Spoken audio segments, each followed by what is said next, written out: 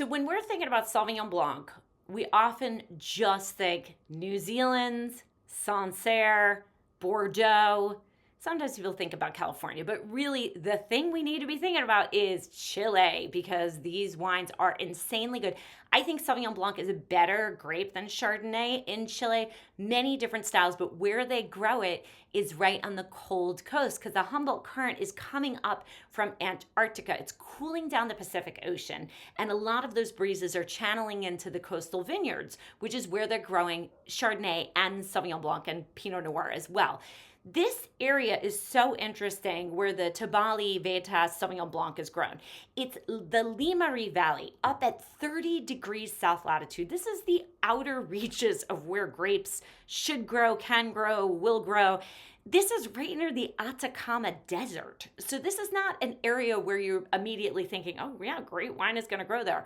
But about a decade or two ago, people started growing grapes here because there is a gap in the coastal mountains. So it's much like California. There's coastal mountains that go all up and down Chile and that protect the inland areas from the cold breezes that are coming off of the Pacific Ocean.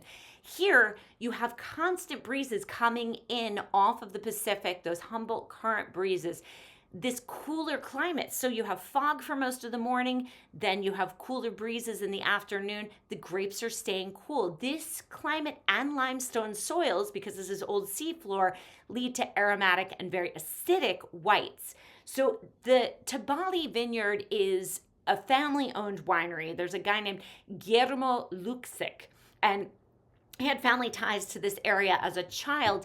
In the early 1990s, he bought this winery, Santa Rosa de Tabali Estate. In 1993, he planted the first vineyards. In 2002, the first wines under the Tabali brand were released. Great press. People were saying these are super terroir-driven wines. What is this Limari Valley? And in particular, Tabali is known for being really high quality because they care about the terroir, the vineyard site. Each site is selected for the individual characteristics, and they really match the grape to the site. Vetas Blancas, the vineyards here are on the cool coast, only 6.5 miles from the coast. These are really, really coastal vineyards. And so they're getting constant cool air, constant cool sea breeze. They harvest 2 to 3 weeks later than everybody else because it's so cold. So they have a really long growing season. That Sauvignon Blanc is getting tons of flavor development. Coolest climate in the Limari Valley. South-facing slopes, remember, in the southern hemisphere, that means it's cooler. And the limestone soils have a Vetas Blancas. They have white veins running through them. Vetas are veins. So ancient seafloor, once again, I already mentioned that. But this is really different from other Chilean Sauvignon Blanc. Hand harvested into small bins so they don't mess up the fruit at all.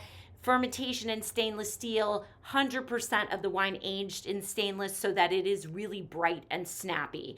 If we look at the wine, it's super pale in color. That is because there's just so much coolness here. It's going to take a lot of the pigment out of this. This is not a wine that has any skin contact either, so we don't see a lot of color in this wine. Give it a swirl around the glass and a sniff. Oh, so delicious. And you don't get any of that green note to it. It's sort of like this chalky, crushed stone. You feel the limestone. You feel the lemon and the herbal notes. Take a sip.